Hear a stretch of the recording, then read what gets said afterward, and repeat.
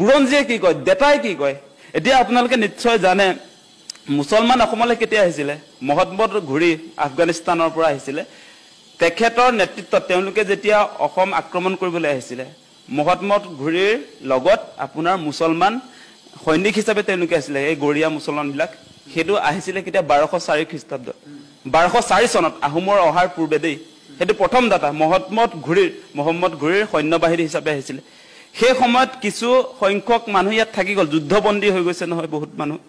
আৰু তেনেকৈ থাকি গল মিৰ্জুমলা অসম আক্ৰমণৰ সময়তো আপোনালোকে জানে সেই কথা সেই সময়তো ইয়াতটো আহোম ৰজাইটো আপোনাৰ বন্দী কৰি ৰাখিলে আমাৰ যিসকল মুছলমান সৈনিক আহিছিলে মিৰ্জুমলাৰ লগত গতিকে আমি সেই মুছলমান সাম্ৰাজ্যবাদী সকলে যেতিয়া অসম আক্ৰমণ কৰিছিলে আমি যে খেদি পঠিয়াইছিল কিছু ইয়াতটো বন্দী কৰি ৰাখিছিল সেইবিলাক থাকি গল হেতু ইতিহাস কৈ আছো আপোনাক তাৰ পাছত আপোনালোকে জানে ইয়াণ্ডাবু সন্ধি 1826 চনত যেতিয়া সংঘটিত হল সেই সময়ছোৱাত ইয়াণ্ডাবু সন্ধি কাৰ লগত হৈছিল মান আৰু আপোনাৰ ব্ৰিটিছৰ লগত আমাৰ লগত হোৱা নাছিল সেই সময়ত আমাৰ 27 লাখ মান জনসংখ্যা আছিল অসমত 1826 চন মানত সেই সময়ত আপোনাৰ মানেটো অসমত কচু কটা দিছিল কাটি কাটি মানুহক মানে আপোনাৰ মাৰি কাটি শেষে কৰি দিছিল 8-9 লাখ জনসংখ্যা কাটি দিছিল মানে অসমটো একদম খালি হৈ গৈছিল মোটামুটি সেই সময়ত আপোনাৰ ব্ৰিটিছে অসমত আহিলে আহি মানৰ লগত চুক্তি কৰিলে মানৰ চুক্তি অনুসৰি কি হৈছে ইয়াতে আপোনাৰ তেওঁলোকে ব্ৰিটিছৰ অধীনলৈ গৈছে মান গুছি গল অসমৰ পৰা ব্ৰিটিছ আহিলে ব্ৰিটিছে ইয়াত কি হৈছে সম্পদ লুণ্ঠনৰ কাৰণে আহিছিলে জানে আপোনালোকে তেওঁলোকৰ ইষ্ট ইণ্ডিয়া কোম্পানী ইয়াত তেওঁলোকৰ চিফ কমিশনাৰ বিলাক আছিলে গভৰ্ণৰ জেনেৰেল বিলাক আছিলে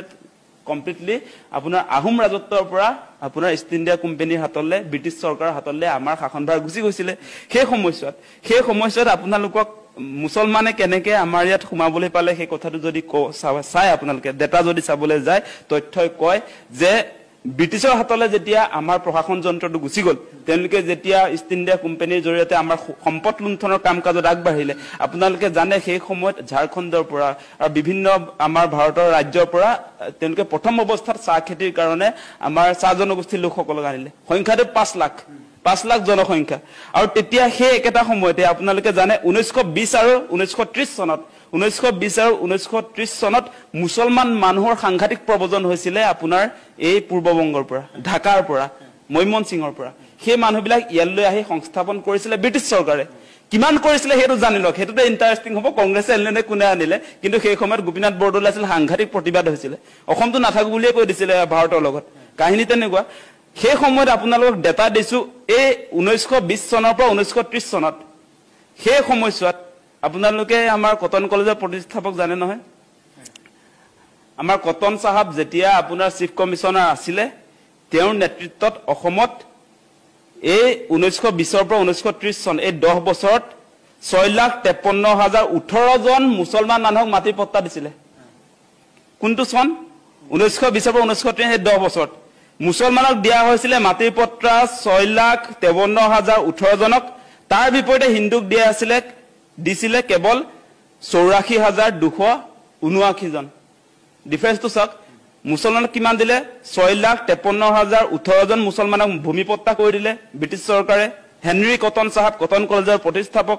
আৰু আমাৰ হিন্দু জনসংখ্যাক দিলে 84,279 কথাটো বুজি পালে না দিয়া এই বৃহৎ সংখ্যাটো কিমান হ'ব আপোনাৰ এই যে 6 লাখ মানে প্ৰায় 7 লাখক যে তেওঁলোকে 1920 পৰা 30 চনৰ ভিতৰত যে মাটি পট্টা দিলে ব্ৰিটিছ চৰকাৰে সেই এটা এঘৰত আপোনাৰ ইয়াত যে 6 লাখ যে দেখুৱাইছে 6 লাখ 7 লাখে প্ৰায় যে 6,53,000 মানে 7 লাখে ইয়াৰ জনসংখ্যাটো যদি চাই তেতিয়াও আপোনাৰ প্ৰায় 10 লাখ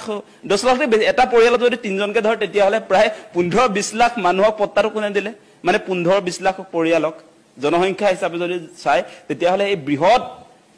জনসংখ্যাৰ মানুহক মুছলমান সম্প্ৰদায়ৰ মানুহক ব্ৰিটিছ চৰকাৰে ইয়াত সংস্থাপন কৰিলে সেই মানুহবিলাক কিয় আনিছিলে আপোনালোকে জানে মৰাপাটৰ খেতিৰ কাৰণে আনিছিলে তাৰ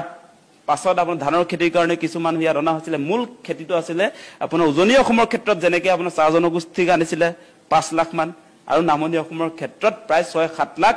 আপোনাৰ মৰাপাট খেতিৰ কাৰণে ব্ৰিটিছে লৈ আহিছিল আৰু অসমীয়া মানুহে খেতি কৰিব নোৱাৰে বুলি তেওঁলোকে ভাবিছিল মৰাপাটৰ খেতিটো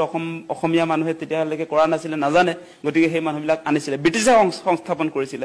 গতিকে এই কথা বতৰাবিলাক আমি জানিব লাগিব আৰু আমাৰ যেটো ডেটা সেই ডেটা অনুসৰি এই ডেটাৰ লগত কিন্তু এটা কথা আমি যদি মিলাই চাই আজিৰ দিনটোৰ যদি মিলাই চাই তেতিয়াহ'লে চাব এই এনআৰচি যে আপডেট কৰিলে সেই এনআৰচিত সেই কাৰণে মুছলমানৰ আপোনাৰ বহিৰাগতৰ সংখ্যা অবৈধ বিদেশী সংখ্যাটো কম মানে 1.5 লাখ বা 2 লাখ হ'ব আপোনাৰ হিন্দু বাংলাদেশৰ সংখ্যা 18 লাখ সেই প্ৰেক্টিকেল কথাটো বুজি লওক চৰকাৰে এনআৰচি আপডেট কৰিছে দেই এইটো আকাশ দলে কৰা নাই কথাটো কৈছো মই আপোনালোকে সকলোৱে জানে এতিয়া এনআৰচি খচৰাখন ফাইনেল হোৱাৰ পাছত কিয় এই মুহূৰ্তলৈকে বিদেশী বিতৰণৰ ব্যৱস্থা কৰা নাই কাৰণটো হৈছে যে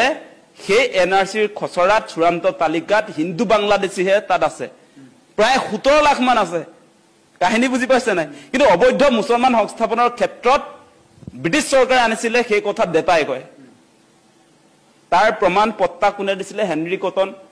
1920 পৰা 1930 লৈকে কিমানক দিছিলে 6,53,000 লোকক দিছিলে তাৰ বিপৰীতে অসমৰ থলুৱা মানুহক কিমান দিছিলে 84,000 গতিকে সেই কথাবিলাক নাজানিলে এনেই বিতৰ্ক কৰি লাভ নাই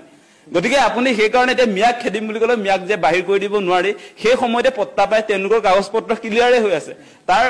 পাছত কিছু সংখ্যক আহিছে কাৰ কাৰণে আহিছে যে আমাৰ সুপাধিলা নীতিৰ কাৰণে আমি যে সীমা সমস্যাবিলাক সমাধান কৰিব পৰা নাই কাটাতাৰ ব্যৱস্থা কৰিব পৰা নাই আজি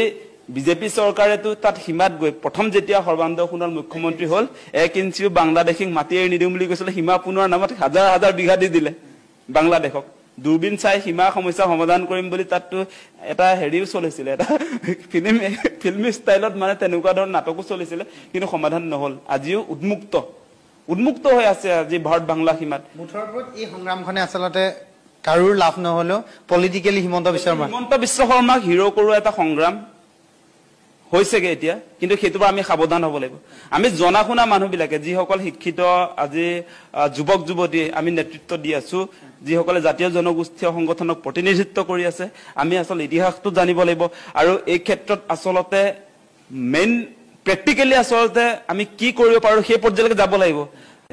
আজি বড়ো মানুহবিলাক আজি কুচ ৰাজবংশী আমাৰ ট্ৰাইবেল মানুহবিলাক সেই মানুহবিলাকৰ ওচৰলৈ যদি মিয়াবিলাক আপুনি পঠিয়ায় তেতিয়াহ'লে সেই মানুহবিলাকে ল'ব নেকি সেই কথাটোতো নাই গতিকে সেই কাৰণে আমিও লক্ষ্য কৰিছো যে তাতো কুচ ৰাজবংশী ছাত্ৰ সন্থা বা আমি দেখিছো বিভিন্ন কুচ জনগোষ্ঠীৰ লিডাৰক দেখিছো তেওঁলোকে কৈছে আমি কি ডাষ্টবিন নেকি যে আপোনালোকে তাৰ পৰা খেদিব আমি কি ইয়াত গ্ৰহণ কৰিম সেই কথাটো নাই গতিকে ইয়াৰ কাৰণে এটা আপুনি যেটো সলিউশনৰ কথা কৈছে এতিয়া মূল কথাটো আহিছে যে মুছলমানৰ সাংঘাতিক ধৰণে জনসংখ্যা বিস্ফোৰণ হৈছে গতিকে সেই জনসংখ্যা বিস্ফোৰণ হোৱাৰ কাৰণে আমাৰ যিবিলাক আসলতে ইয়াৰ খিলঞ্জিয়া মানুহ ইয়াৰ ভূমিপুত্ৰৰ প্ৰতি ভাবুকি আহিছে সেই কথাটো আহিছে গতিকে সেই কামটো কোনে কৰিব এতিয়া জনসংখ্যা নিয়ন্ত্ৰণৰ কাৰণে হিমন্ত বিশ্ব শৰ্মাই কোনখন আইন আনিলে এতিয়ালৈকে তেনেকুৱা ব্যৱস্থাপনা আছেনে বা চৰ চাপৰিত থকা লোকসকলৰ শিক্ষা স্বাস্থ্য সেই ক্ষেত্ৰত কি কাম কৰিলে সেই কথাটো লাগিব এতিয়া আমি লক্ষ্য কৰিছো যেটো প্ৰেক্টিক্যাল সেই কথাটো কৈছো ডাটাবেস কথাটো কৈ আছো আজিৰ দিনটোটো যদি আপুনি সেন্সাস কৰি উলিয়ায় তেতিয়াহ'লে যিবিলাক উচ্চ শিক্ষিত মুছলমান তেওঁলোকৰ ঘৰতো পৰিয়ালৰ মুঠ মানে সদস্যৰ সংখ্যা 2জন বা 4জন সিমানে হয় আমি দেখিছো আপোনালোকে নিজ সাৰ্ভে কৰিলে পাব যিবিলাক আসলতে উচ্চ শিক্ষিত যে তেওঁলোকৰ পৰিয়ালত এটা সন্তান বা দুটা সন্তানেই আছে তেনেকুৱা আমি দেখিছো আৰু যিবিলাক চৰ চাপৰিত থাকে যিবিলাকৰ পঢ়া শুনা নাই তেওঁলোকে জনসংখ্যা বিস্ফোৰণৰ কথা বুজি নাপায় সেই কাৰণে সাংঘাতিক ধৰণে মুছলমান অঞ্চলবিলাকত আসলতে জনসংখ্যা বিস্ফোৰণ হৈছে আৰু আমাৰ যিবিলাক থলুৱা খিলঞ্জিয়াৰ প্ৰতি ভাবুকি আহিছে তেওঁলোকৰ পাৰ্চেন্টেজটো মানে জনসংখ্যাৰ পাৰ্চেন্টেজটো দিনক দিনে বাঢ়িছে